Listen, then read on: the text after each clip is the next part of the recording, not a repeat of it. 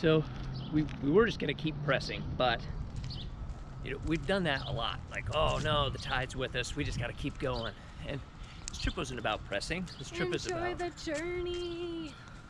This trip is about seeing things, seeing places. So we've stopped. This is Chesapeake City. So we're essentially right on the border between Maryland and Delaware on the C&D Canal. Chesapeake-Delaware C&D Canal. And we just thought we would give this town a check out for probably no more than an hour, but add it to our list of places we've been.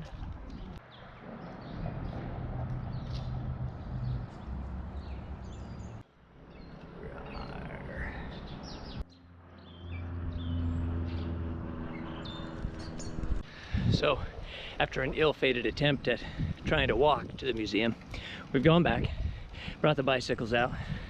Now we'll bike there, which is a much more agreeable amount of time to spend here. So, here we go to the C&D Museum to see if it's open. So, we're here at the C&D Canal Museum, which is hard to find because literally it's covered in things. I think it's there somewhere. It's there.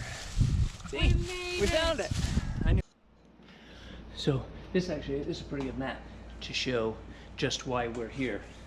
So if you remember, we came into the Chesapeake Bay, like down kind of in this area, up through Norfolk and Portsmouth, and then came up through here where the Chesapeake is open, worked our way up, stayed in Baltimore for a month, came back down, we're working our way through here.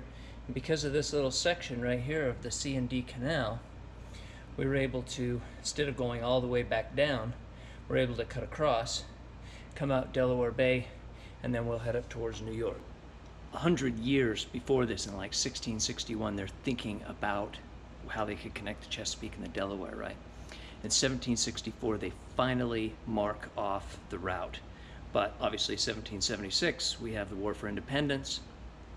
And then in 1799, Pennsylvania, Maryland, and Delaware join with the federal government and they buy the Chesapeake and Delaware Canal Company. So it's not actually complete until 1829.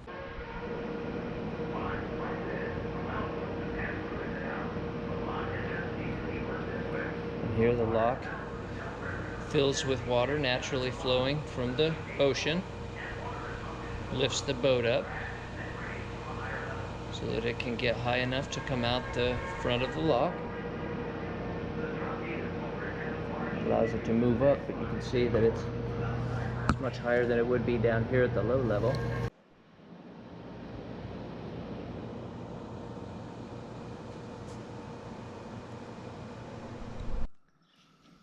So in the other room we saw a diorama of the wheel and how this worked and how they took the flow of the river, channeled it into these pumps which moved water. This is the steam engine to help move that pump up there, and it's really freaky because they have a dude standing up here. Hey man, you're making me nervous staring at me like that.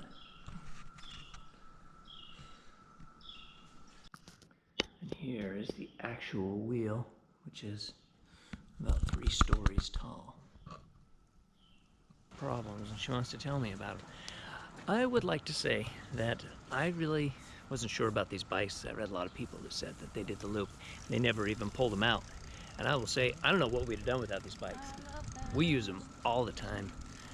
They allow us to get long distances in short amounts of time and see things that we wouldn't have otherwise been able to see, stock up at grocery stores that we would have had to pay for an Uber or something like that. I'm confident that by now these have at least paid for themselves and more. So absolutely. Very happy with the bicycles, and if you're doing the Great Loop and you're on the fence of whether or not to have them, bring bicycles. It's a must. You can leave the paddle boards at home. What? No.